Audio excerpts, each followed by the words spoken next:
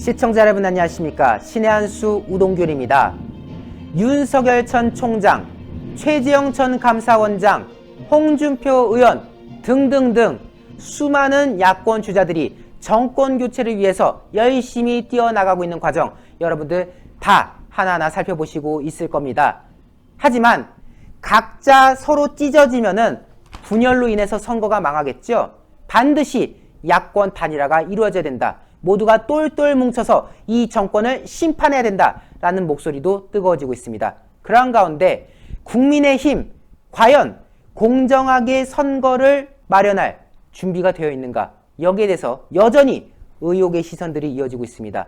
이런 것들 때문에 윤석열 전 총장의 입당 시기가 늦춰지는 거 아니냐라는 지적도 나오는데요. 오늘은 이와 관련해서 대한민국 최고의 원로이신 양형태 박사님 모시고 이야기 나눠보도록 하겠습니다. 박사님 안녕하십니까? 안녕하십니까? 오랜만에 오래간만입니다. 예. 양형태 박사님, 예. 기존의 그 윤석열 전 총장이라던가 최재형 원장 등에 대해서 많은 말씀해 주셨지 않습니까? 예. 이제 뭉쳐서 결실을 맺을 때가 되긴 됐어요. 네. 근데 이 이준석 대표 체제 사실 걱정이 많았지만은 일단 출범을 했으니까. 근데 역시 이게 특정 후보만을 위한 체제가 되지 않을까? 뭐 이런 우려의 시선은 여전히 가시질 않는 상황 같습니다. 네. 플랫폼 정당이란 거는 자유롭게 모든 사람 그 주자들에게 공정한 룰을 갖다가 느끼게끔 해줘야 되는데 지금 현재 이 이준석 체제는 말이죠. 특정 후보에 대해서 딱 까놓고 유승민을 위해서 잠정적으로 그걸 깔아놓고 지금 움직이는 정치적인 행동 연하는 거 아닌가라는 그런 의혹들이 있습니다. 그렇죠. 이런 믿음, 소위 말해서 유승민을 위한 정치, 바른정당을 과거에 있었던 바른정당, 요번에도 대변인 하나 뽑았죠? 네네네. 대변인 하나 뽑는데 이 사람도 바른정당 출신이에요. 대부분 보면 하태경도 바른정당이고 이런 포진을 지금 시키고 있습니다. 이런 모습에서 볼 때 과연 유승민, 요즘 유승민은 제철 만났지 않습니까? 이 지금 외부에서 가장 강력한 주자, 윤석열, 또 강력한 주자가 대안이 될 것이다 라는 소위 대안으로서의 그 최재형 전 감사원장, 이런 분들이 지금 주저하는 이유가 바로 그게 아닌가 싶습니다. 물론 말은 하지 않습니다. 들어온다고 하지 않지만 아니 어느 바보가 말이지 생각해 보세요. 누구라도 말이죠. 저기에 이 플랫폼 정당이라는 걸 하고 이준석이가 당대표가 특정 자기 과거에 있었던 바른정당 출신들을 전부 포진시켜서 거기에 이익을 주고 공유하고 있다. 이런 인상을 만약에 그 의혹을 지울 수가 없다면은 거기 뭐하러 들어오겠습니까? 그렇죠. 괜히 들러리만 되는 거죠. 그 들러리가 되죠. 그리고 윤석열 총장 같은 경우는 더더욱이 신중할 수밖에 없는 게 본인은 본인의 생각을 지금 얘기하는 게 아닙니다. 저는 제 자신이 이렇게 볼 때 만약에 내가 윤석열이라고 그래도 지금 들어올 수가 없어요. 이 당에 들어오면 자칫 잘못하면 희석돼 버릴 가능성이 있다. 이렇게 느끼는데 어떻게 들어옵니까? 그리고 지금 홍준표 의원 같은 경우도 그렇습니다. 홍준표 대표에 대해서 상당히 비판적인 어떤 당에서 시각을 보이고 있잖아요. 그것도 잘못된 거다. 왜? 홍준표가 오면은 이 소위 마의 5%를 넘은 사람이니까 이 사람을 키워야 되겠다는 이런 인식의 작동이 전혀 이준석은 없어요. 다 보면은 하나의 그 어떤 장악의 논리로 자꾸 이렇게 작동을 시키려고 하는데 그런 모습이 있을수록 국민의힘은 점점 더 어려워진다. 그리고 야권 단일화가 되지 않으면 절대 안 된다 이거죠. 윤석열 전 총장 경우는 제가 보더라도 여기에 당에 들어오는 것에 대한 상당히 두려움이 있을 것 같다. 소위 말해서 리스크가 있다. 그렇죠. 이준석 리스크 및 유승민 리스크, 또 이 바른정당의 어떤 혼재된 그러한 인식의 리스크가 있다. 예를 들면 하태경이는 마치 유승민을 위해서 들러리를 이렇게 나온 듯한 그런 모습들을, 그렇죠. 유승민의 붕업해주게 하는 소위 붕업을 위해서 나온 하나의 들러리 같은 그런 그렇죠. 느낌이 지금 많이 인상을 주고 있는데 어떤 목표를 도달하기 위한 ABC를 갖다가 지금 층계를 밟고 있지 않느냐, 이런 의혹을 갖다가 감출 수가 없어요. 그렇습니다. 그래서 제가 지금 이준석 대표에 대해서 좋은 점이 있어요. 이준석 대표가 젊은 사람이 돼서 변화의 어떤 물기를 줬다는 건 좋지만 그건 이미 이제 그 판타지 환상이 끝났습니다. 그 변화의 물결은 해보면서 지금 벌써부터 이게 아니네라는 얘기가 나오기 시작하는 이유는 뭐냐? 역시 당대표는 경륜이 있어야 돼라는 소리들이 지금 여기저기서 나오죠. 그 이유는 뭐냐? 이제 그런 환상은 지났다. 지금 실질적으로 8개월밖에 안 남았는데 지금 이 대선의 중요함을 생각할 때 이준석이가 자기 당대표로서 가져야 할 그런 자세가 객관화되지를 못하고 있어요. 사실 지금 우리가 우려해야 되는 것 중에 하나가 결국 공정한 룰. 지금 민주당 같은 경우는 이미 한번 내용을 겪은 게 대선 경선을 연기하냐 마냐를 가지고 이재명계와 반 이재명계가 이른바 친문과 비문 간의 갈등이 한번 크게 왔었잖아요. 네.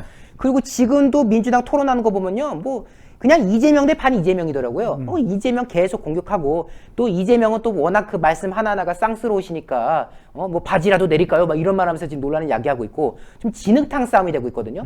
그렇다면 우리가 민주당에 맞서서 정권 교체된 입장으로서 최소한 이런 좀 볼썽사나운 모습은 안 보이게끔 아름다운 경선이 되게끔 추진을 해야 되지 않습니까? 그러려면 제1야당이 합당한 룰을 바탕으로 이것들이 하나하나 이루어져야지 원 외에 있는 당 외에 있는 사람들도 아 내가 여기 가도 공정하게 판단을 받을 수 있겠구나 라는 마음으로 들어갈 텐데 물론 아직 뭐 그 퍼센트라든가 그런 게 디테일하게 나온 건 아니지만은 지난날의 어떤 행보 그리고 최근까지 행보를 놓고 봤을 때 과연 당 밖에 있는 인사들이 국민의힘에 들어갔을 때 그만큼의 대접을 받을 수 있는 것인지 여기에 대해서는 분명히 회의적인 시각이 있다. 그런 것들이 이 땅을 좀 주저하게 하는 요인인 것 같다. 뭐 이런 말들이 많은 것 같아요. 아, 그게 사실입니다. 또 그런 말들이 있는 게 아니고 그게 말 표현은 안 하지만 사실이라고요. 왜 그러냐면 이준석이가 그 뭐 8월 달에 버스 출발한다고 막 얘기했잖아요. 그렇죠. 지금 말이 하나도 변하지 않았어요. 오늘 그 저 동아일보에 보면 경선버스 8월 말 정시 출발 이런 얘기를 할 필요 있습니까? 이건 정치력으로 내밀하게 이렇게 이 말을 조심을 해야지 이런 걸 일부러 경선버스 8월 말 정시 출발한다. 그러니까 이 안에 안 들어오면 너하고 안 한다. 이런 얘기 아닙니까? 사실 지금은 이런 걸 공개적으로 면박 주듯이 너 하면 안 되죠. 지금은 그런 거 뒤에서 해도 될 때지 그럼 않습니까? 뒤에서 정치력으로 아니 그 권영세를 뭐하러 뽑아놨습니까? 대협력위원장을 해서 뒤에서 당이 고자세를 취하면 안 되는 거야. 이게 당이 저자세를 취하고 그 다음에 이 당의 이 대선 주자들을 아주 유리그릇 따르듯이 아주 조심해서 다뤄. 삼고 처리하듯이. 그럼 삼고 처리하면서 그런 모양새를 갖춰서 자존심을 완전히 붐업시켜 놓고 결국 모든 국민들이 볼 때 아 상당히 당에서 이렇게 모시고 있구나. 이런 입장을 줘야지. 그런 입장도 안 주고 보세요. 그리고 이 홍준표 의원 같은 경우도요. 예, 보면은 일단 밖에서 1년 반 동안 패댕이 쳐 있었지 않습니까? 그렇죠. 그럼에도 불구하고 그는 마의 벽을 넘는 하나의 유일한 야권에서 2등 되는 사람 아니겠습니까? 그렇죠. 들어왔으면은 2등 대우를 해가지고 그분이 뭔가 이렇게 나갈 수 있는 그 길을 이렇게 열어주는 듯한 이렇게 환호하는 듯한 환영하는 듯한 이런 모습이 있어야 되는데 당에서 전혀 이준석 대표는 개의하지 않습니다.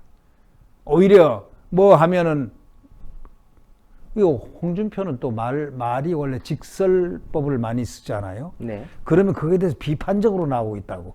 자, 유승민이가 또 비판하고 하태경이가 비판하고 또 이렇게 비판하면은 결국 이것이 뭐냐? 가만히 함수 그릇을 보니까 바른정당 출신들 과거에 이 사람들은 살고 있구나.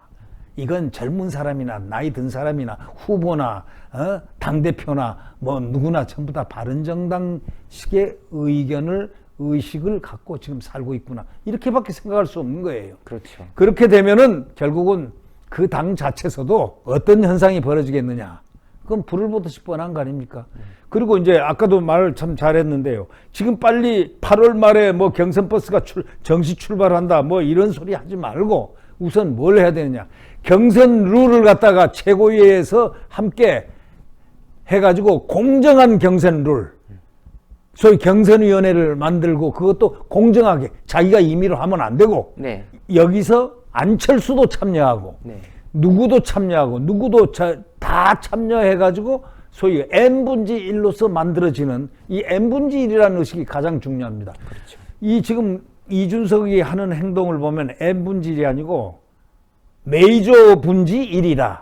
우리는 메이저 파트고 너희들은 마이너다라는 의식을 갖고 있는 듯한 그런 모습들이 보입니다. 이거는 상당히 좋지 않다. 앞으로 플랫폼 정당으로서 역할을 할 수 있는 프라이오리티를 빼앗기는 것이다. 지금 보십시오. 예를 들면 지금 빅텐트를 친다. 안철수 빅텐트, 그 다음에 최재형, 그 다음에 윤석열, 네. 서희만 빅텐트 딱 쳐버리면요, 언론 취재망은 전부 그쪽으로 쏠려버립니다. 그렇겠죠. 그러면 플랫폼 아니라 뭐 아무리 할아버지 플랫폼이라도 부스러져 버립니다. 왜? 국민적 관심은 이런 사람에 있는데 안철수는 아무리 지금 별 볼 일 없는 사람으로 생각한다면 그건 착각이에요. 안철수도 상당히 지금 중요한 그 키워드를 갖고 있습니다. 뭐냐? 이번에 그 오세훈 시장 할 때 단일화의 주역 아닙니까? 그렇죠. 단일화를 시킨 사람이에요. 그럼 거기에 대한 정당한 평가를 해줘야 되는데, 그렇죠. 이번에 가만히 보니까 이 국민의힘이 안철수 당 국민의당하고 같이 이렇게 합세를 하는데, 같이 합당을 하다든가 이거 할 때 n분지 1로 해줘야 되는 거예요. 물론 그 권리라든가 그 포션은 다 다르지 들어오면은.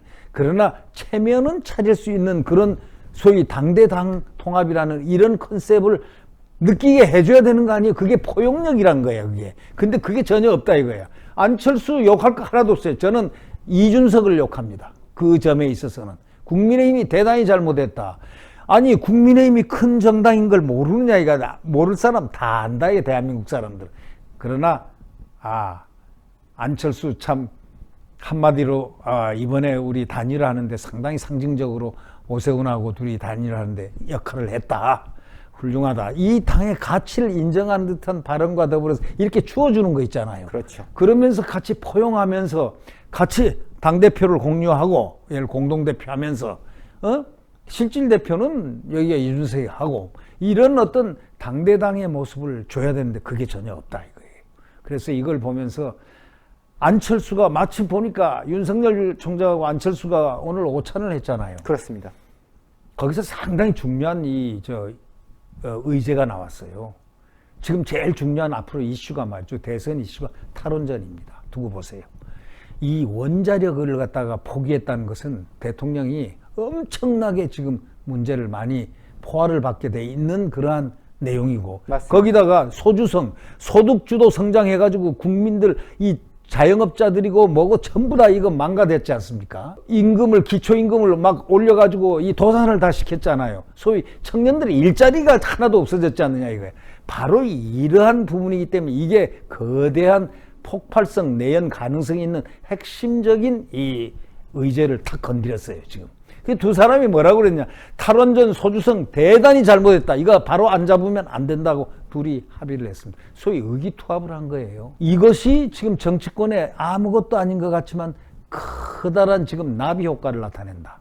이렇게 나는 생각합니다. 그렇습니다. 결국 지금 여러 주자들이 계속해서 활약을 앞으로 이뤄 나갈 것인데, 여기에 비해서 당이 보여준 태도는, 국민의힘이 보여준 태도가 소극적이다 못해 오히려 좀 갑질한 듯한 모양새까지 나오니까 이거 잘못하다가는 이게 각자 분열로 해버려가지고 판이 완전 틀어질 수가 있겠구나.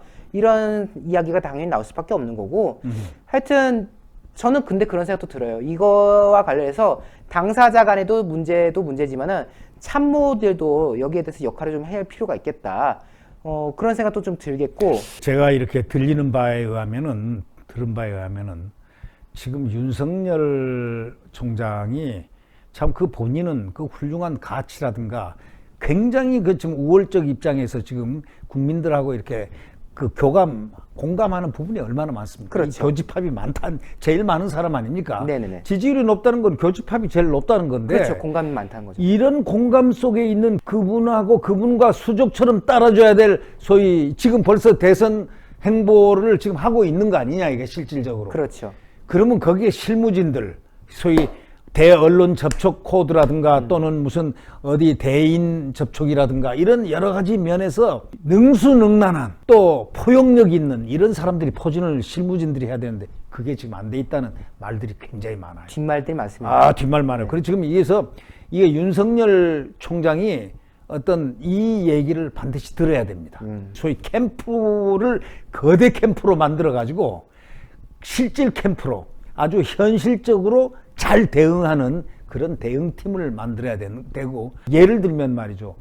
우리 기자들이 이제 언론인들이 이렇게 접촉하잖아요. 이렇게 따라다니면서 할 때 불편감을 안 주고 취재를 할 때 상당히 매끄럽게 취재를 할 수 있는, 저 윤석열 총장은 지금 아무것도 몰라요. 그냥 이렇게 하면 대담하지만 그 간에 이렇게 실무 접촉자들하고 이 언론 기자들하고의 그 관계가 매끄럽지 못하다면은 결국 그 영향이 윤석열 총장한테 돌아간다. 맞습니다. 이런 얘기를 이걸 한 참고로 해줘야 되는데, 이제 대선 캠프가 상당히 능수능란한 그러한 소위 노련미가 있고 경륜이 있고, 또 참모도 그냥 뭐 교수나 뭐 이런 사람들이 중요한 게 아니고 그거는 정책 분야고, 네. 정책 분야도 예를 들면 아니 탈원전 무엇이 문제인가? 지금 윤석열 총장은 행보를 잘하고 있는 거예요. 교수들을 딱 만나고, 그 다음에 카이스트 학교를 딱 찾아가고, 학교 분위기 학생들하고 인터뷰하고, 교감하고, 교집합을 끄집어내고 하는 과정은 굉장히 좋다. 이건 누구도 창안하지 못한 길을 걷고 있지만, 그러나 제일 중요한 건 정치라는 것은, 캠프라는 것은 거기에 국한시키면 안 되고, 실무적인 차원에 있었던 그룹이라든가 같이 공유하면서 탈원전을 갖다가 정말 핵심 폭발을 시켜가지고 이것으로 하여금 정권 교체를 시킬 수 있는 아젠다로서도 사용할 수 있게끔 그럴 정도의 이 광역적인 캠프 활동이 지금 필요하다. 이렇게 저는 생각을 합니다. 맞습니다. 정말 오늘 박사님께서 말씀해 주신 대로 국민의힘도 국민의힘대로 좀 적절한 역할을 해야 될 것이고, 또 유력 주자 윤석열 전 총장 입장에서도 본인의 이 국민적 관심을 끝까지 지켜내고 오히려 더 큰 성장으로 이어나갈 수 있게끔 좀 주변 사람들을 더 크게 키워나가는 또 그런 과정도 하나 또 있어야 될 것 같다라는 점인 거. 네, 맞습니다. 그래서 이 국민의힘은 더더욱이 조심해야 될 게 우월적 입장에 지금 서 있는 듯한 모습. 그거 절대 버리지 않으면은 절대로 플랫폼 정당이 될 수 없다. 바로 이건 확실하게 얘기해 드립니다. 만약에 그런 모습을 빨리 바꾸지 않고 어떤 규정이라든가 이런 것을 갖다가 N분지 1 시스템으로 바꿔나가지 않는다면, 대선 주자 분지 1이죠. 그러니까 N분지 1. 윤석열도 N분지 1이고, 안철수도 N분지 1이고, 최재형도 N분지 1이고, 다 N분지 1이다 이거야. 이런 형태의 모양으로 하면서 그들에게 모두 투명하게 서로 공유되고 서로 교집합이 다 이루어질 수 있는 이런 소위 시스템이 경선 요원이라든가 경선 관리라든가 경선 관리위원회라든가 이런 비전이 확고하게 투명하게 안 나타난다면 절대 플랫폼 정당이 될 수 없고, 국민의힘 생각대로 보십시오. 윤석열은 거기 안 들어갔어도 벌써 30명이 모였다고. 이미 윤석열 총장이 이미 혼자 검증에 들어가서 혹독한 검증을 받고 있어요. 이 과정을 딱 지나면서 윤석열 총장은 더 몸집이 커질 가능성이 매우 높습니다. 이런 상황에서 국민의힘은 더 찌그러지면 찌그러지지 더 커지지 않는다 이게. 왜? 지금 바른정당하고 같이 그 출신이라는 그 소위 순열성을 갖다가 희석을 안 시켜놓으면은 바른정당 순열주의, 소위 유승민이라든가 뭐 하태경이라든가 또는 뭐 이번 대변인 뽑은 거라 이런 그런 줄기를 갖다가 은폐를 하고 있다는 의구심을 빨리 갖지 않게끔 못한다면은 실패하는 거죠. 그렇습니다. 실패하면 결국은 빅텐트입니다. 빅텐트로 가서 나중에 그럼 국민의힘 출신하고 같이 경선하는 겁니다. 근데 그때 우리는 당이 있으니까 이길 수 있어. 야당이 있어. 천만에요. 지금 국민의 의식 구조는 과거하고 완전히 달라요. 당 조직 아니라 뭐 그런 거 관계는 있지만 별로 큰 관계 없어요. 자, 국민적 지지율이 그냥 예를 들면 제일 높은데 우르르 글로 몰릴 수밖에 없는 거예요. 그럼 나중에 따라올 수밖에 없는 거예요. 그리고 지금 밖에 있는 정당들이 꽤 있습니다. 우파, 자유우파 정당들. 그들이 합치면 그게 동력이 커집니다. 그렇기 때문에 국민의힘은 오만을 버려야 된다. 맞습니다. 그리고 겸허한 마음으로 정말 국민의 플랫폼 정당이 되겠다. 이런 마음의 자세. 특히 최고위원 중심으로 지금 최고위원회는 포진이 좋지 않습니까? 사람들이 포션이 좋기 때문에 그런 광역적인 사고를 갖고 있는 사람들이 중심이 돼야 된다. 이렇게 생각합니다. 그렇습니다. 역시 오늘도 우리 양은태 박사님께서 속 시원하게 또 국민의힘을 향해서도 따끔한 또 충고 또 해주셨는데요. 여러분들 대한민국 최고의 원로이신 양은태 박사님께서 이렇게 좋은 말씀들 많이 남겨주셨지 않았겠습니까? 추천 누르신 분들 지금부터라도 하얀색 검지 까맣게 추천 눌러주셔서 영상 외부로 많이 알려주실 수 있도록 성원 잊지 않으셔야 되겠습니다. 박사님 오늘 말씀 너무나도 감사합니다. 네, 감사합니다. 자, 양은태 박사님의 말씀은 신의 한 수에서만 나오는 게 아닙니다. 박사님의 유튜브 채널 양은태 박사TV 아직도 구독 안 하셨습니까? 유튜브 검색란에 양영태 석자만 검색하셔도 바로 박사님의 채널 접하실 수 있는데요. 여러 가지 현안에 대해서 속 시원한 평가, 논평 이어주고 계시니까요. 구독 안 하신 분들 구독 잊지 말아주시고요. 신의 한 수 역시 구독 안 하신 분들 구독 꼭 해주시고 추천 잊지 않으셨으면 좋겠습니다. 방송 함께 해주신 여러분 대단히 감사합니다. 감사합니다. 감사합니다. 화려화를 소개를 해드리고자 합니다. 저희도 먹어보고 검증하고 여러분들께 자신있게 소개를 해드리고자 하는데요. 액상 콜라겐 많이들 들어보셨을 겁니다. 콜라겐 하면은 뭐 가루로 된 거라던가 아니면 뭐 콜라겐 팩 이런 거 생각하실 수 있는데요. 그런 것과는 차원이 좀 다릅니다. 액상 콜라겐은 말 그대로 액상, 저분자, 피쉬 콜라겐으로 만들어진 건데 이게 체내 흡수율이 굉장히 빨라요. 그리고 그게 그대로 흡수가 잘 돼서 탄력이 있는 피부를 만들어준다고 합니다. 꾸준히 먹어보시면 안 먹은 것과 먹은 것이 다르다라는 걸 여러분들이 느끼실 수 있을 텐데요. 저도 타 제품들을 굉장히 많이 먹어봤고 그리고 이것도 검증을 해봤지만은 드셔보시면 아실 거라는 생각이 듭니다. FDA 등록 그리고 식약처 인증, 개별 인정형 원료인 허니부시 추출 발효 분말이 주 원료로 돼서 자외선으로 인한 노화라던가 아니면 자연 노화라던가 이런 것들을 느리게 막아줄 수 있는 그런 효과가 있다고 하니까요. 여러분들 한번 믿고 드셔보시는 거 추천을 드릴게요. 자, 20가지 피부에 좋은 성분을 더했습니다. 여러분들 좋은 성분을 가득 들어가 있는 좋은 혜택으로 여러분들께 소개를 드리고자 하는데요. 이게 지금 신의 한 수 구독자분들을 위한 좋은 혜택이 또 따로 있다고 하는데 네. 궁금하신 분들에게 번호로 알려드릴게요. 1811-8050 1811-8050으로 전화 주시면은 신의 한 수 구독자 분들에게만 드리는 다른 좋은 혜택이 있으니까요. 전화하셔서 상담 받아보시고 필요하신 것들, 궁금하신 것들 다 질문하시고 나서 선택해 주시면 될 것 같습니다. 1811-8050으로 전화 한번 부탁드리겠습니다.